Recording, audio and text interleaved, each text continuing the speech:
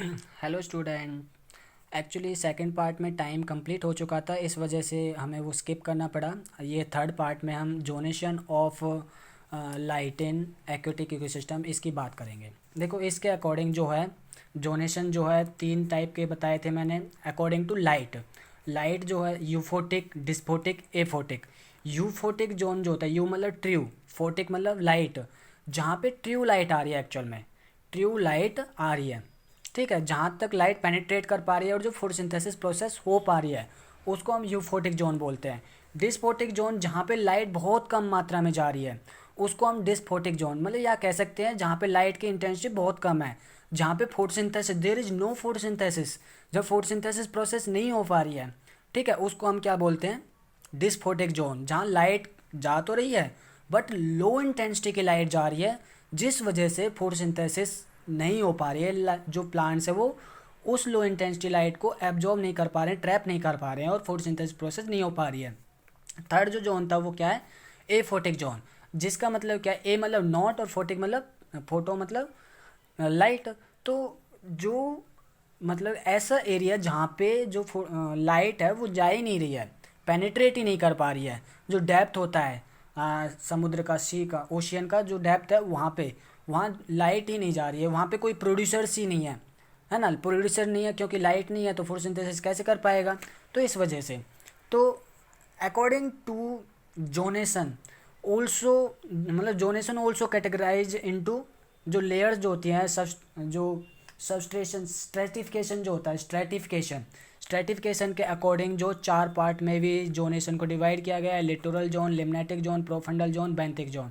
Littoral जो 200 metre की जो गहराई होती है स्टार्टिंग सी को सैलो कोस्टल से, ओशियन का जो सैलो कोस्टल है वहाँ से लिटोरल जोन जो होता है वो 200 की गहराई पे पाया जाता है, 200 मीटर।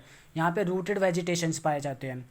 लिम्नेटिक जोन जो होता है जो इससे 1000 मीटर की गहराई पे पाए, और यहाँ तक जो यूफोटिक लाइट है जाती है, यूफोटिक लाइट यहाँ तक जा रही है। और यहाँ पे इसके जो नीचे, इसके जो बॉटम में, यहाँ लिम्नेटिक के जो बॉटम है, जोन का बॉटम है, वहाँ तक, वहाँ पे डिस्फोटिक लाइट जा रही है।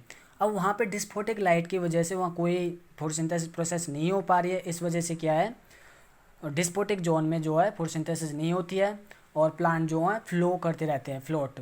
और जैसे कि लेक में भी देख लो, लेक में जो है लिम्नेटिक जोन में कंप्लीट जोन तक लाइट चली जाती है, क्योंकि वहाँ पे जो डीप, ज़्यादा डीप में नहीं पाए जाते ना वो, तो इस वजह से क्या, वहाँ तक लाइट पेनिट्रेट कर पाती है।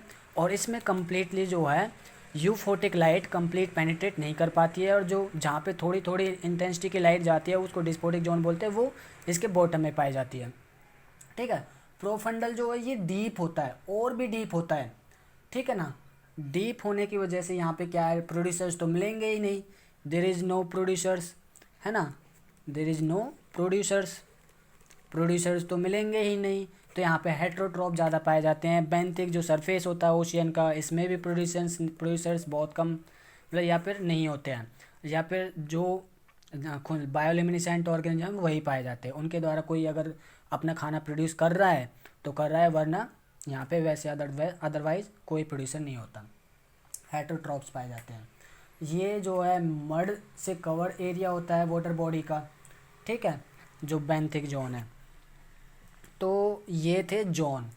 अब इसका थोड़ा सा आ, एक डायग्राम दिखा देता हूँ मैं, नॉर्मली ज़्यादा अच्छा तो नहीं है बट देखो, जैसे कि ये वाला जो है, ये वाला जो एरिया है लिटोरल, यहाँ से यहाँ तक 200 मीटर की जो गहराई तक, ठीक है ना, 200 मीटर की गहराई तक।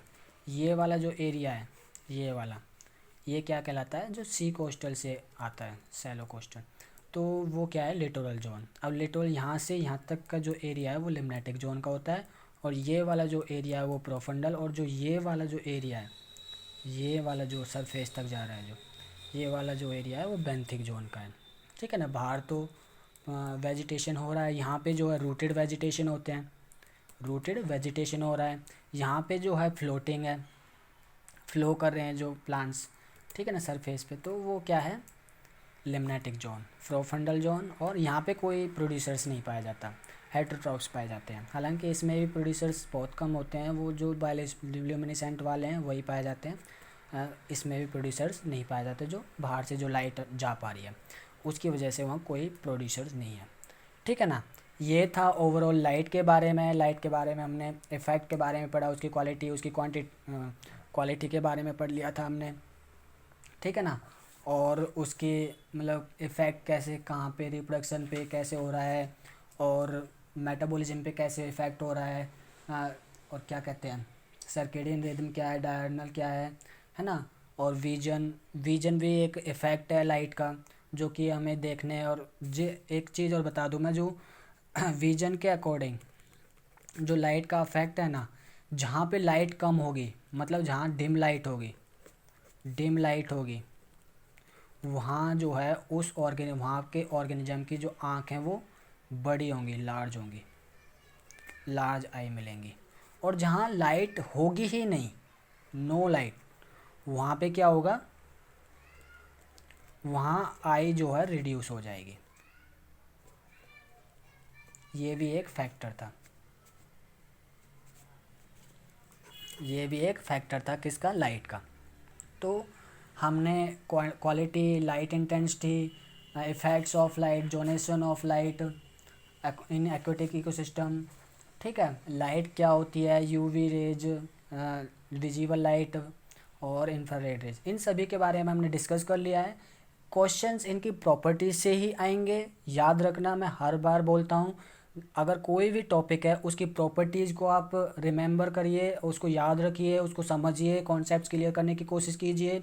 और जैसे जैसे मैं लेक्चर, जैसे जिस टॉपिक पे भी लेक्चर दे रहा हूँ या फिर पढ़ा रहा हूँ मैं, तो उसको उसी टाइम पे एनसीईआरटी से भी आप रीड करिए, क्योंकि एनसीईआरटी की हर एक लाइन बहुत ज़्यादा इंपॉर्टेंट है। हालांकि मेरा जो लेक्चर है एनसीईआरटी की एक्सप्लेनेशन इसी में आ जाती है सारी, बट आपको एक बार रीड करना ज़रूरी है, क्योंकि एज इट इज़ लाइन उठा के वहाँ से दे देते हैं, क्वेश्चन में पुटअप कर देते हैं लाइट को। और ग्राफ पे ज़्यादा से ज़्यादा ध्यान देना। हम आने वाले जो लेक्चर होंगे, एक फैक्टर और बच गया है सॉइल, वो भी आज मैं कंप्लीट कर दूंगा। ठीक है। तो ये एबायोटिक फैक्टर करने के बाद हम रेगुलेशन, ये रिस्पॉन्स जो होता है एबायोटिक फैक्टर का, कन्फर्मर, सस्पेंड, जो माइग्रेशन जो होते हैं, ये सारे हम पढ़ेंगे। यहाँ से क्वेश्चन पुटअप होते हैं, ये वाला पोर्शन बहुत ज़्यादा इंपॉर्टेंट रहने वाला है। तो इसी कॉन्सेप्ट्स के साथ में, ऐसे ही हम इजी कॉन्सेप्ट्स के साथ में पढ़ते रहें, और आप फ्यूचर डॉक्टर्स 1988 पे हमेशा के लिए रहना, ये आपके लिए बहुत ज़्यादा इम्पोर्टेंट है, और नीट में तो बहुत बहुत ज़्यादा इम्पोर्टेंट है। ठीक है। तो इसी के साथ हमारा लेक्चर कंप्लीट होता है। और सब्सक्राइब करना ना भूलें, लाइक शेयर करना भी ना भूलें। ठीक है। Okay, thank you.